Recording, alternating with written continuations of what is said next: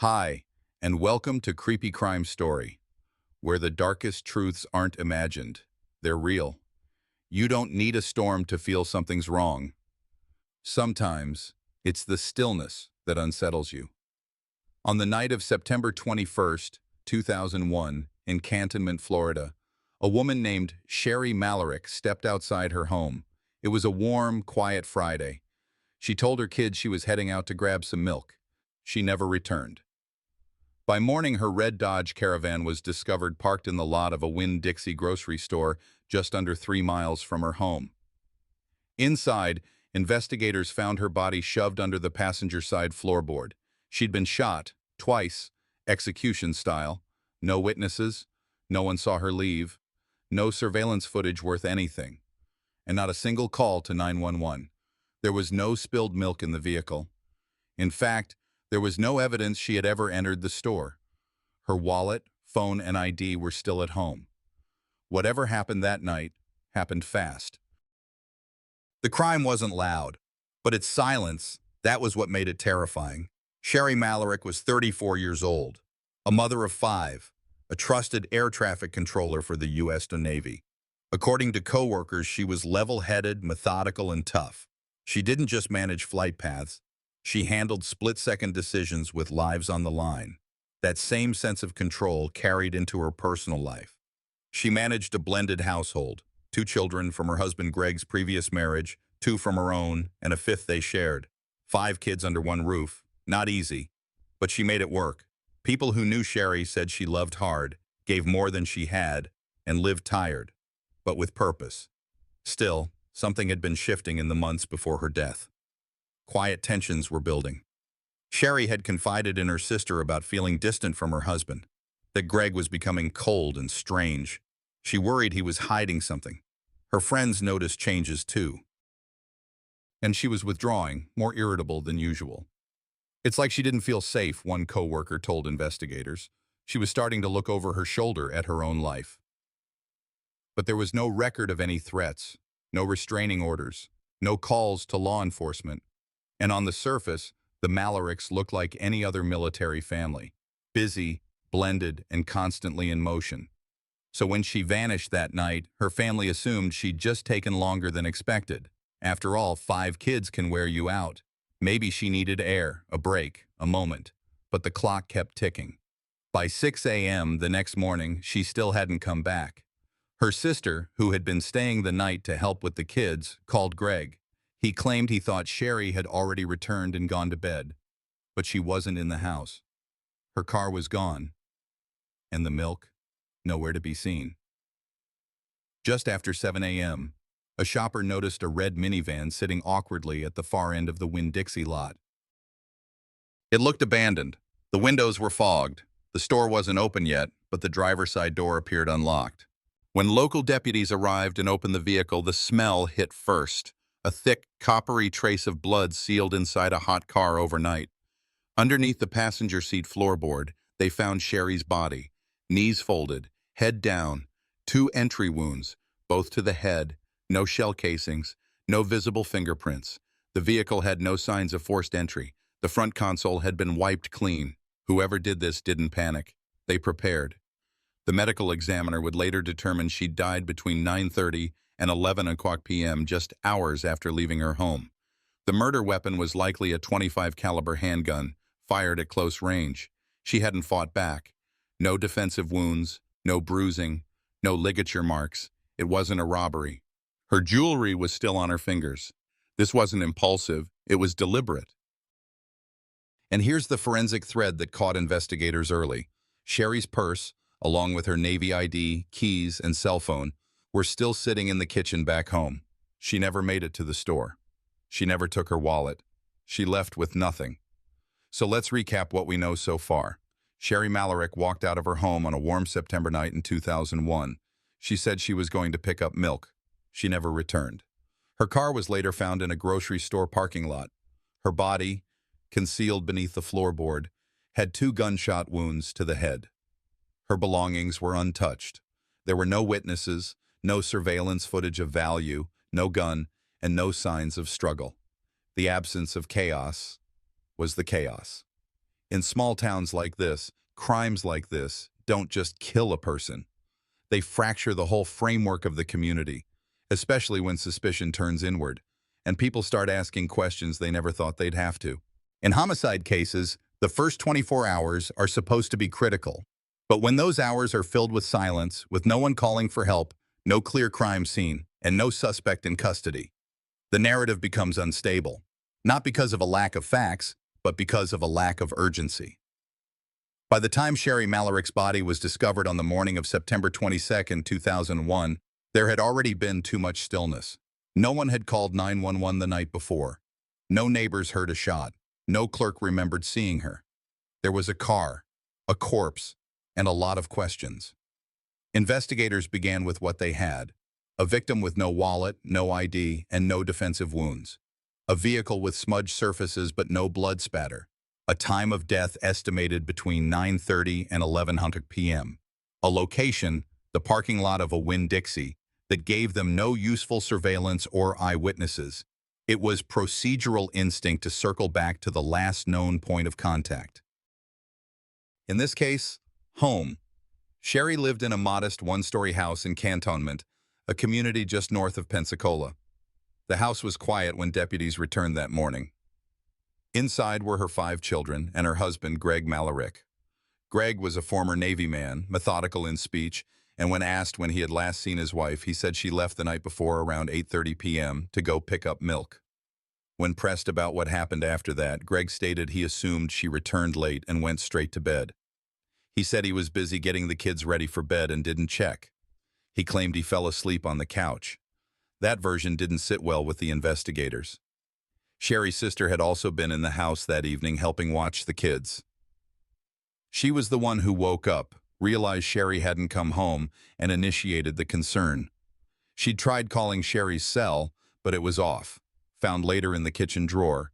She said Greg didn't seem worried. Didn't ask where Sherry was, didn't check her usual spots. He just said she probably stayed out, she recalled. Inside the house, deputies found Sherry's purse, Navy ID, and car keys, the spare set. Her cell phone remained plugged into the wall, untouched, since before 9 p.m. Her bedroom showed no signs of activity from the previous night. The bed was made. Her work clothes from that day were still folded neatly on the dresser. To law enforcement, it became evident Sherry never returned home. Greg's story was incomplete at best. The first true inconsistency came from the time window. Investigators obtained phone records showing Greg's cell pinged off a tower several miles from the home, closer to the Winn-Dixie area, at 10:04 p.m. That conflicted with his claim of being home all night. A second flag emerged when investigators traced the timeline through the kids. Sherry's teenage son reported hearing the garage door open around 8:45 p.m. but never saw anyone re-enter. The house alarm had not been armed that night, unusual for Sherry, who always activated it before bed. None of these points alone could prove a murder, but they didn't fit. And in cases like this, it's the misalignment that often matters most. In forensic terms, this phase was about establishing victimology. Who was Sherry? What was her routine? What were her stress points? Co-workers at NAS Pensacola were interviewed. Most described her as dependable, sharp under pressure, and well-liked. But one person, a colleague in personnel, noted that Sherry had recently inquired about leave forms and early reassignment. She'd mentioned wanting a fresh start, but hadn't gone into detail. Friends backed up the shift.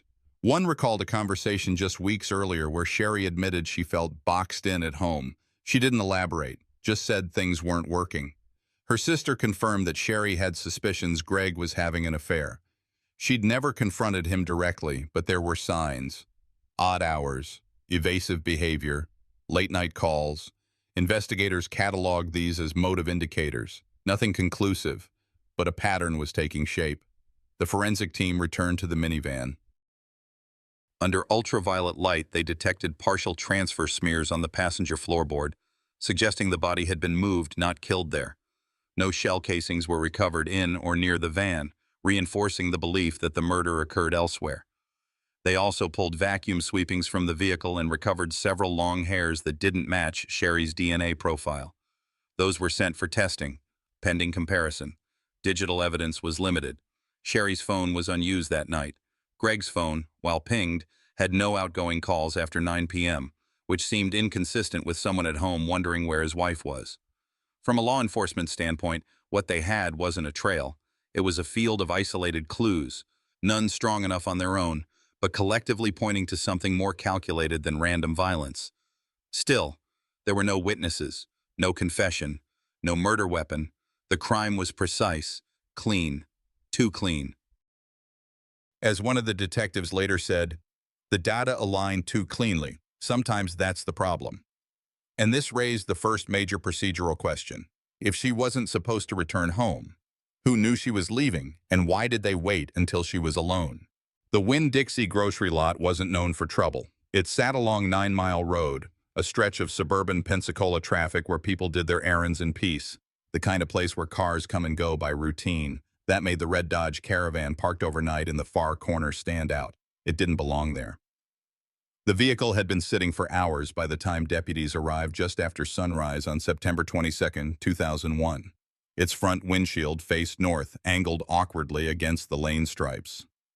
The store was still closed. Most of the lot was empty. But the red van was hard to miss, especially when its windows were fogged over and the driver's side door hadn't been properly latched. Inside, the body of 34-year-old Sherry Malarick was positioned beneath the passenger side floorboard. She was folded, not slumped, tucked under with deliberate concealment. It took 2 deputies and a forensics investigator just to carefully extract her from the cramped compartment. The first shot had entered her head from the left side just above the temple. The second, fired at much closer range, pierced through her upper forehead. There were no defensive wounds, no other injuries. The autopsy confirmed that both shots were fatal. Cause of death, gunshot wounds to the head, manner, homicide. But it wasn't just how she was killed. It was what surrounded her, or didn't. The floor mats were clean. No arterial spray, no hair fibers loose in the seat fabric. The blood was contained mostly to the underside of the front cabin. That told investigators 2 things. First, Sherry hadn't been killed in that van. Second, someone had taken the time to move her after death. The crime scene unit cataloged the vehicle for trace evidence.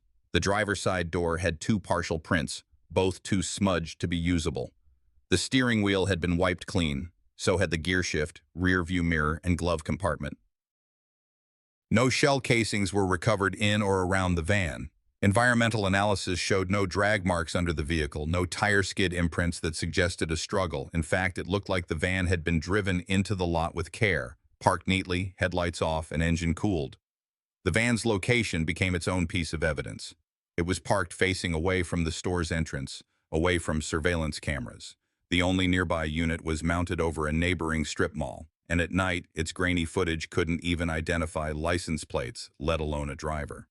The forensic angle here was subtle but significant. Whoever placed that vehicle in that spot had been there before. They knew where not to be seen. Investigators pulled security logs from the store and surrounding shops. There was no entry record for the night of the 21st. No employee reported seeing anyone loitering or using the parking area past closing time. The only potential sighting came from a gas station attendant across the street who remembered seeing a minivan drive in with its lights off around 10 p.m., then stop for a few minutes and leave.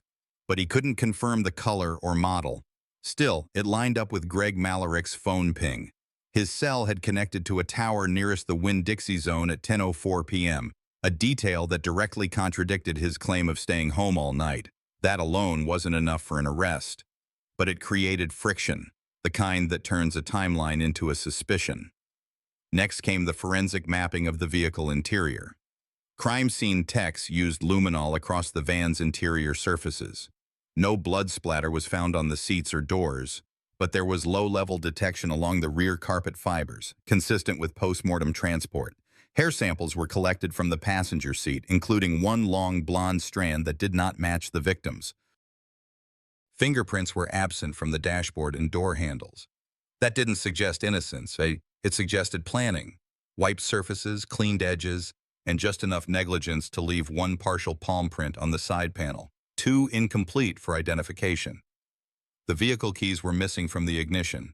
They weren't recovered at the scene, nor in Sherry's purse back home. The vehicle had been locked when found, and then unlocked again when a passerby noticed the open door. That detail stood out. If someone locked the vehicle, then walked away with the keys, the act wasn't impulsive, it was structured, intentional, the kind of step someone takes when they know they need to control what happens next. Investigators reconstructed the route between the Mallory home and the Winn-Dixie. It was a 2.9-mile stretch with 4 traffic lights and no surveillance cameras between 2001's modest infrastructure. Sherry's van hadn't been spotted along the route.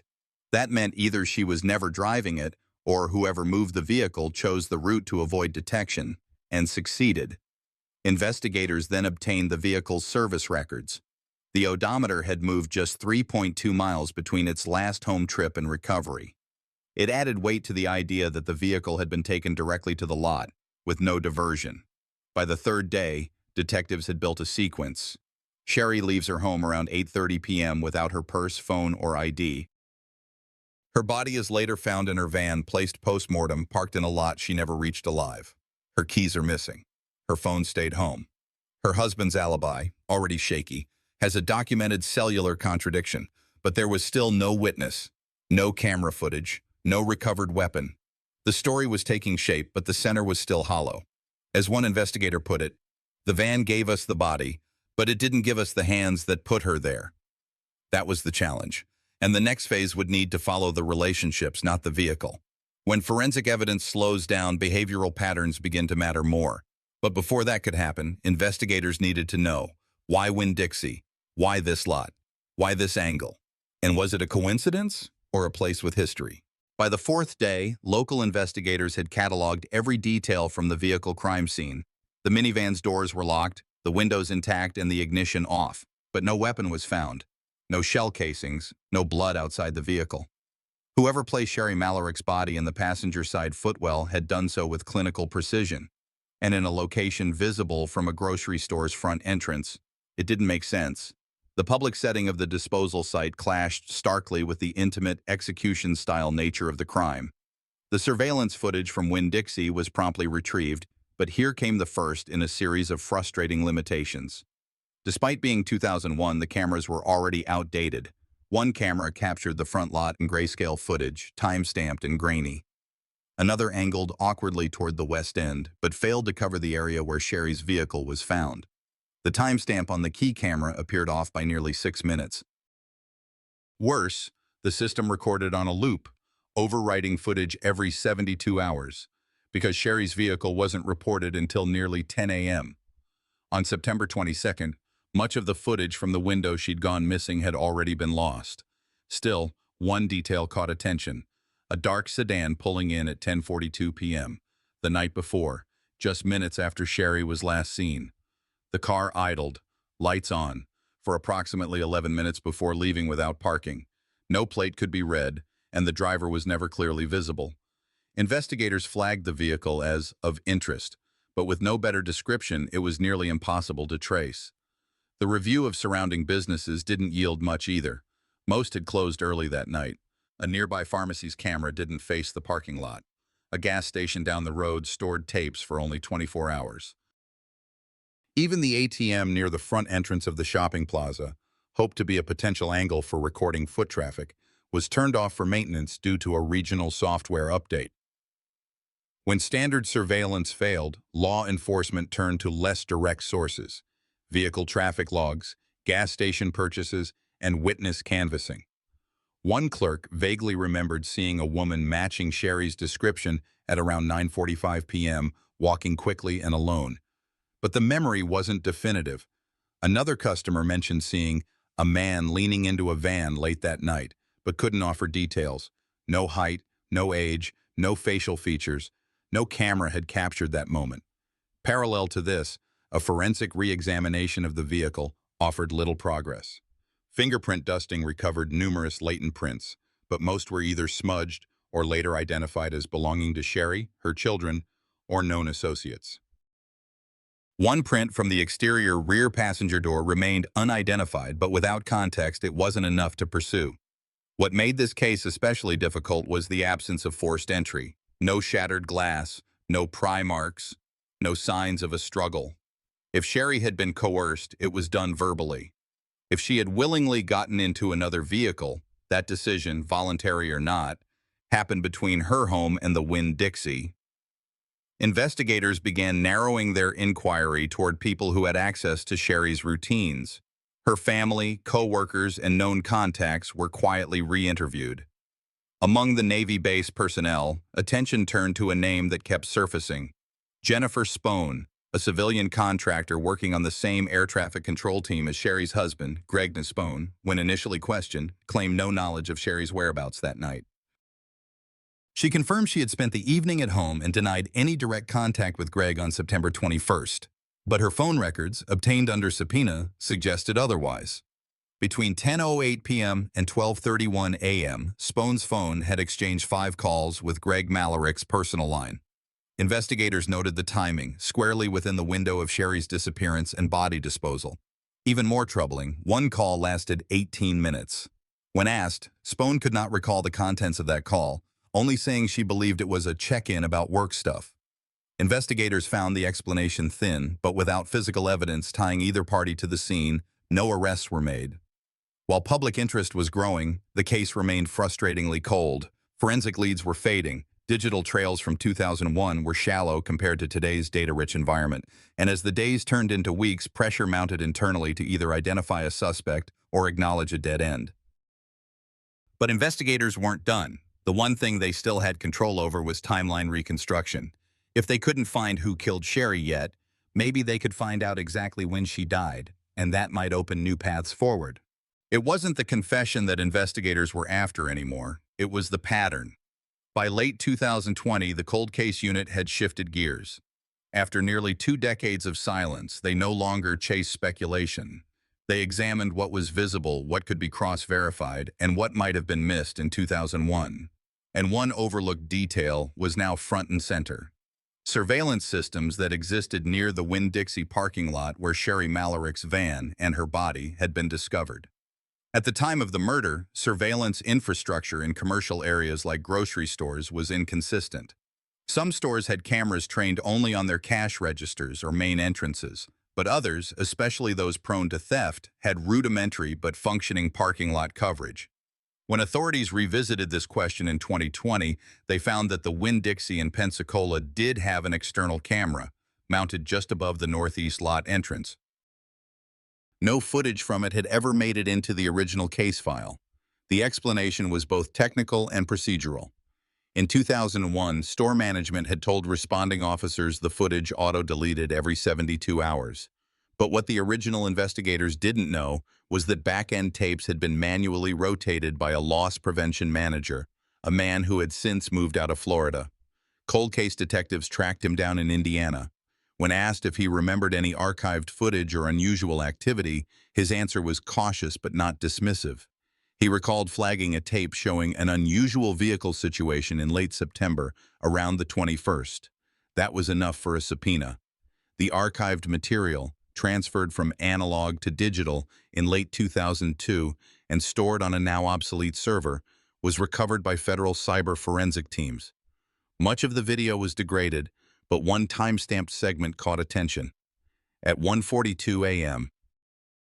On September 22, 2001, a white Dodge minivan pulled into the farthest east side corner of the lot. Headlights turned off. It remained there for 11 minutes before a second car, a dark-colored sedan, appeared briefly alongside it. No one could be identified from the footage, and license plates were unreadable. But timestamps, motion paths, and light patterns were distinct. That pattern would later be overlaid with cell phone tower pings from a recovered billing record tied to Greg Malarich's mobile phone account. In 2001, GPS tracking was not yet common, but tower data was still logged. A subpoena to the now-defunct Alltel Wireless returned archived logs showing Greg's phone pinging within the vicinity of the Winn-Dixie lot at precisely 1:41 a.m. and again at 1:54 a.m. This revelation directly contradicted Greg's original 2001 interview, in which he claimed to have been asleep at home from 11 p.m. onward. By 2021, a digital forensics report compiled by the FDLE matched up those tower pings with the old surveillance timestamps. The conclusion wasn't definitive, but it was troubling. Greg's phone was likely in the same area as the vehicle seen on tape during the critical 13-minute window. Investigators also recovered archival phone records of Jennifer Spohn, the woman later identified as Greg's mistress. Her number pinged off a different tower 5 miles east of the lot, close enough to indicate proximity. But when re-interviewed, Jennifer Spohn denied being anywhere near the scene that night. She reaffirmed her 2002 statement. She had picked Greg up later that weekend, but not from any parking lot, and had no involvement in the crime. However, Spohn's shifting memory introduced doubt. In a 2002 affidavit, she claimed she met Greg at a gas station near Davis Highway. In 2021, under renewed questioning, she stated it was somewhere off Mobile Highway. These roads are on opposite ends of the city. Inconsistent witness timelines are often the undoing of cold case testimony. But here, it created an opportunity. Investigators quietly obtained a forensic linguistic analysis of her interviews using speech pattern software designed to detect deceptive phrasing. The analysis flagged 5 key sections of her new interview, statements that suggested internal conflict, hesitation, or rehearsed narrative. It wasn't proof, but it helped redirect the timeline reconstruction. Authorities still lacked physical evidence tying Greg directly to the weapon or the act. No gun was ever found. No fingerprints or DNA were recovered from the crime scene that weren't accounted for. But what emerged was a stronger circumstantial matrix, one that painted a timeline of opportunity, motive, and post-event concealment. In parallel, the investigative team re-reviewed phone calls made by Greg in the 48 hours following the murder. Logs revealed multiple calls placed to a prepaid number traced back to a burner phone purchased in cash at a Pensacola Walgreens. That phone was never recovered. But according to metadata, it went inactive 2 days after Sherry's body was found. So what changed in Chapter 5? For the first time, we see the technological blind spots of 2001 catch up to the digital reach of 2021. A forgotten camera, a reanalyzed tower ping, and a shaky alibi began converging. But the fundamental question remained, was this enough? Pensacola, Florida, 2001 to 2020. There are cases where the silence is not just deafening, it's calculated. Where time doesn't bring clarity, only more shadows. The Sherry Malarick case, after nearly 2 decades, had become precisely that, a puzzle deliberately rearranged, each missing piece a choice rather than an accident. After the initial investigation lost steam in 2001, the case fell into the cold case archive of Escambia County, officially inactive, unofficially never forgotten. But in 2020, one small miscalculation unraveled the inertia. A single witness, long considered peripheral, decided to cooperate after a divorce and relocation out of state. The woman was Jennifer Spohn. Spohn had been interviewed back in 2001 but offered little beyond surface-level insight. She claimed she and Greg Malarick, Sherry's husband, had a professional relationship. But records uncovered later, digital footprints from early email exchanges stored in military communications archives, painted a different picture. Their affair had not only started before Sherry's death, it had escalated in the weeks leading up to it. Digital forensics retrieved metadata from preserved backups. There was a series of deleted emails between Greg and Spohn, recovered via Department of Defense email preservation protocols. One in particular, dated September 18, 2001, read simply, "You said you'd handle it before we go public." Clock's ticking. The phrasing raised questions. Handle what? The prosecutors would later argue that this was an implied reference to Sherry, though the defense dismissed it as vague and taken out of context. More than a decade later, these digital remnants mattered.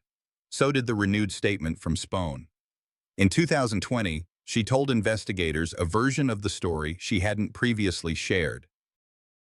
She alleged that on the night Sherry disappeared, Greg had called her in a panic. She picked him up near the Winn-Dixie parking lot. According to her, he was wearing gloves and carrying a duffel bag. He demanded she say nothing and later burned clothing in a secluded fire pit on his property.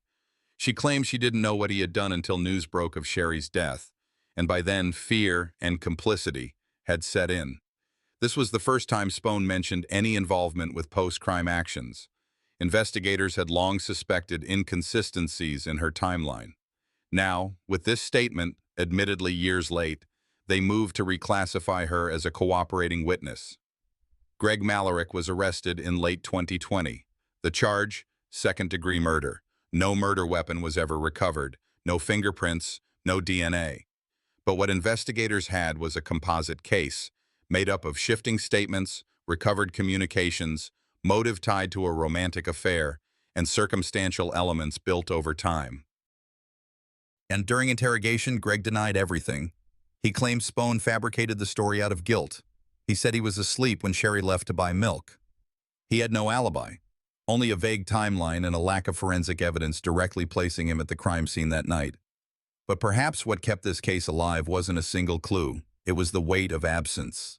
The kind of calculated disappearance followed by a murder that seemed surgically staged. Sherry's body, stuffed under the passenger floorboard of her van, showed no signs of struggle. 2 gunshots to the head, no shell casings, no signs of sexual assault. It was quick, targeted, and clean. Clean to the point of being rehearsed. And it was this eerie precision that made investigators believe the killer had military training. Greg, a Navy veteran, fit that profile. Despite this, the case had clear fractures. A confession by Spohn would have solidified the case. But she never admitted direct knowledge of the crime, only her post-factum involvement. There were no eyewitnesses. No cameras caught the final moments. The Winn-Dixie parking lot camera system had been inoperative that night, a coincidence or a convenience. In the absence of physical evidence, the state built its case on motive, timeline inconsistencies, and Spohn's delayed testimony. Still, motive is not proof, and inference does not equal guilt. Sherry's children, grown now, were divided. Some believed their father capable of the act. Others thought the system had failed him. Family gatherings, once united by grief, had splintered under the weight of ambiguity.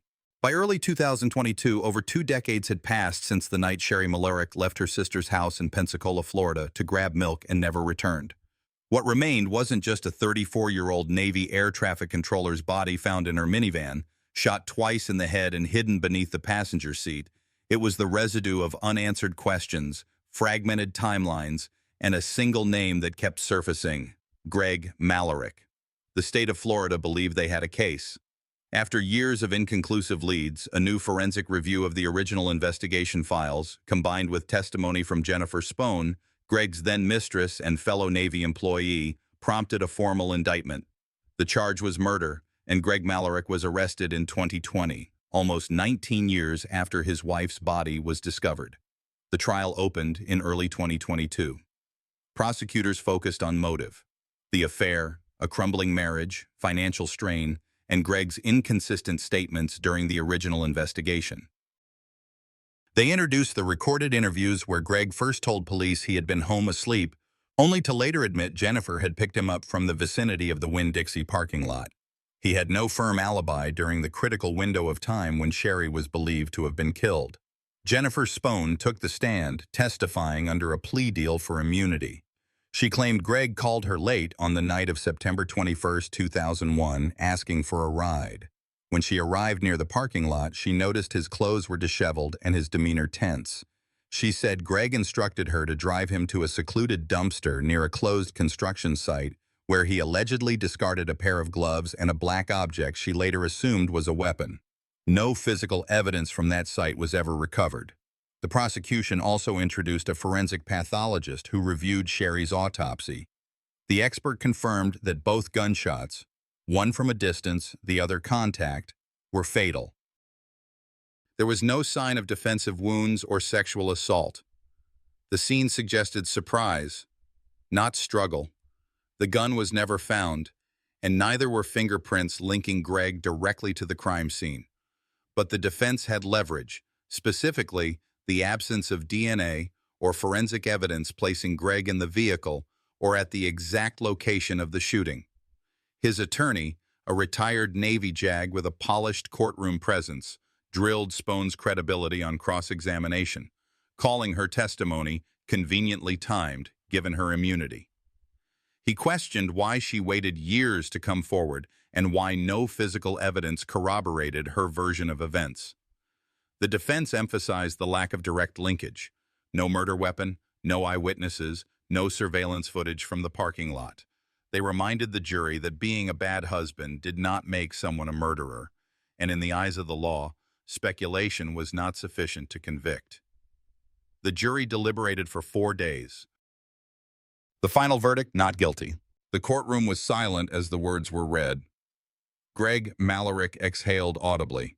Sherry's family remained still, but their devastation was visible. The prosecution issued a short statement. We respect the jury's decision, though we stand by the integrity of our case. 1 year later, in 2023, the state filed new charges based on re-examined evidence, a rare move hinting at institutional pressure to close the case definitively. But the second trial collapsed even sooner. With no new evidence beyond Spone's recycled testimony and speculation around Greg's behavior, the judge ruled much of the presented material inadmissible due to redundancy and prejudicial impact. Again, Greg Malarick walked free. It's worth noting that the statute of limitations for murder in Florida does not expire.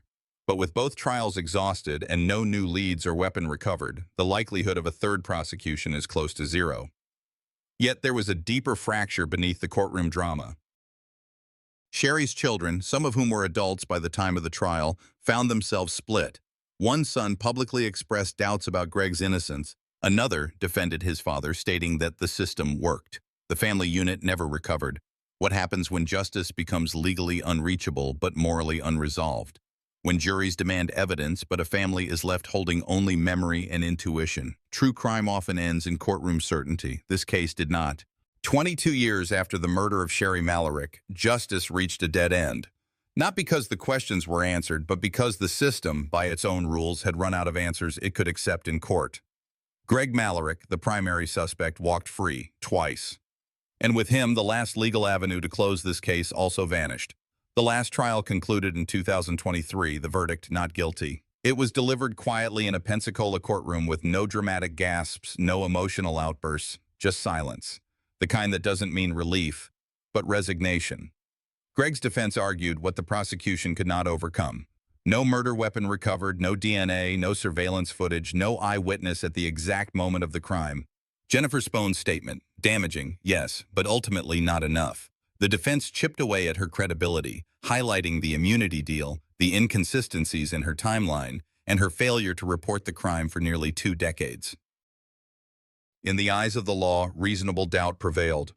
For the Malarick family, it fractured everything else. Among Sherry's 5 children, the impact was immediate and irreversible. 2 of them, now adults, continued to stand by their father, citing lack of concrete evidence. The others refused to speak his name again. Holidays, birthdays, and even funerals became fractured events.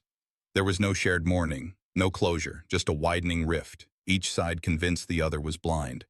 Investigators quietly closed the case file in early 2024, reclassifying it as inactive, not exonerated, not solved, just shelved.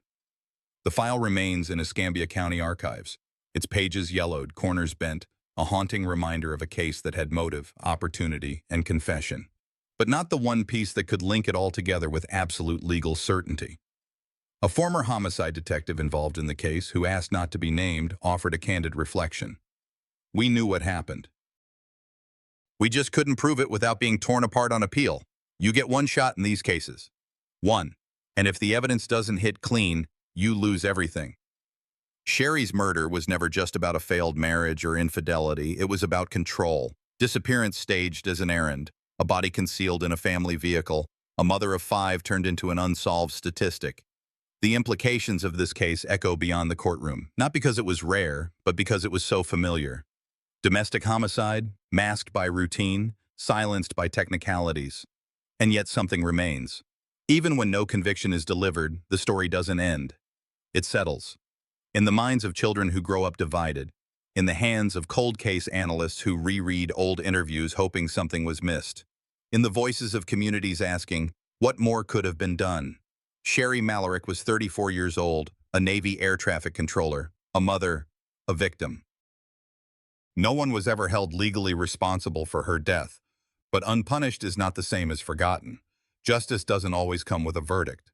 Sometimes it comes in the form of remembering, of refusing to let someone disappear into a file labeled cold. Sherry's story taught me that silence can hide 1,000 screams, and that those left behind must carry more than grief. They carry the burden of truth. If you're watching this and you've ever felt unseen, unheard, or dismissed, know this: your voice matters, and someone needs to hear it. Now, I'd love to hear your thoughts. Do you believe justice was truly served in this case? Drop a comment below. Let me know where you're watching from or how this story made you feel. And if this video moved you or made you reflect on your own life, please consider subscribing. Your support helps us bring more real stories that deserve to be told.